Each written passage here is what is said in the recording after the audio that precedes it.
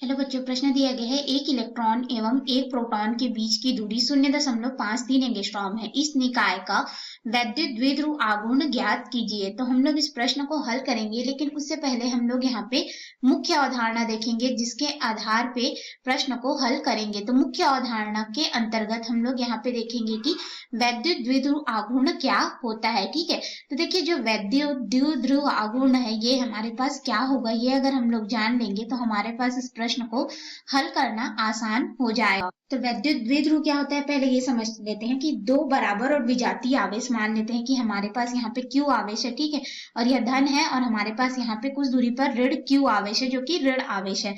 इस तरह से दोनों कुछ दूरी पर रखे हुए हैं। तो ये दूरी जो है, अगर इसके बीच की दूरी को हम लोग 2L के रूप में दर्शा देते हैं, ठीक है, लंबाई को 2L के रूप में दर्शा दे तो ये कुछ दूरी पर स्थित होते हैं। तो ये हमारा क्या हो जाता है, वैद्युत द्विध्रुव हो जाता है यह निकाय। ठीक है, अब वैद्युत द्विध्रुव आघूर्ण क्या हो जाएगा, तो ये जो दो आवेश हमारे पास कुछ दूरी पर रखे हुए हैं 2L दूरी पर, ठीक है, जिसका हमारे पास यहाँ पे वैद्युत द्विध्रुव आघूर्ण किसी एक आवेश और उनके बीच की दूरी के गुणनफल के बराबर होता है, और इसे हम लोग P के रूप में दर्शाते हैं। P बराबर हमारे पास हो जाता है यहाँ पे दोनों में से कोई एक आवेश का परिमाण लेते हैं, तो आवेश Q गुणित उनके मध्य की दूरी जो कि 2L है। तो ये जो गुणनफल हमें मिलता है यही क्या होता है, हमारा वैद्युत द्विध्रुव आघूर्ण होता है।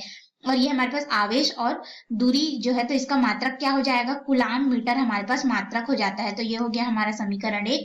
अब इसी के आधार पे अपने मुख्य प्रश्न में आएंगे। तो मुख्य प्रश्न में हमें दिया गया है कि एक इलेक्ट्रॉन एवं एक प्रोटॉन, तो इलेक्ट्रॉन ऋण आवेशित कण हो जाएगा, प्रोटॉन धन आवेशित कण हो गया, उन दोनों के मध्य की दूरी हम लोग को दी गई है। ठीक है, तो हमें वैद्युत द्विध्रुव आघूर्ण जो है ज्ञात करना है उस निकाय के लिए। तो देखिए आवेश Q का मान हम लोग अगर लेंगे तो ये हमारे पास हो जाता है 1.6 गुणित 10 की घात यहाँ पे ऋण 19 कुलाम। अगर इलेक्ट्रॉन के लिए लेंगे तो ऋण होगा और प्रोटॉन के लिए लेंगे तो धन होगा, लेकिन हम लोग कोई एक आवेश का परिमाण लेते हैं तो हम लोग सिर्फ आवेश का मान यहाँ पे लेंगे, परिमाण। ठीक है, और हमारे पास लंबाई का भी जो मान है, दूरी 2L, इसका भी मान दिया गया है 0.53 एंगस्ट्रॉम। ठीक है, तो इसको हम लोग मीटर में परिवर्तित करेंगे तो ये हमारे पास हो जाएगा 0.53, और एंगस्ट्रॉम का मतलब होता है 10 की घात 10 मीटर। तो इस तरह से हमने इसे मीटर में परिवर्तित कर लिया। अब हम लोग मुख्य अवधारणा से समीकरण 1 का प्रयोग करेंगे और इसको हल करेंगे। तो हमारे पास यहाँ पे वैद्युत द्विध्रुव आघूर्ण P बराबर हो जाएगा, आवेश का मान रखेंगे तो ये हमारे पास हो जाएगा 1.6 गुणित 10 की घात यहाँ पे हो जाएगा ऋण 19, और फिर यहाँ पे गुणित हो जाएगा हमारे पास में दूरी। तो दूरी कितना है हमारे पास 0.53 गुणित 10 की घात यहाँ पे ऋण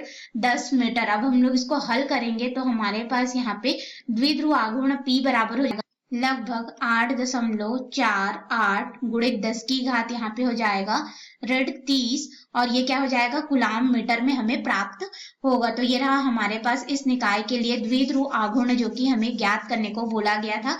आशा है आपको इस प्रश्न का हल समझ में आया होगा। धन्यवाद।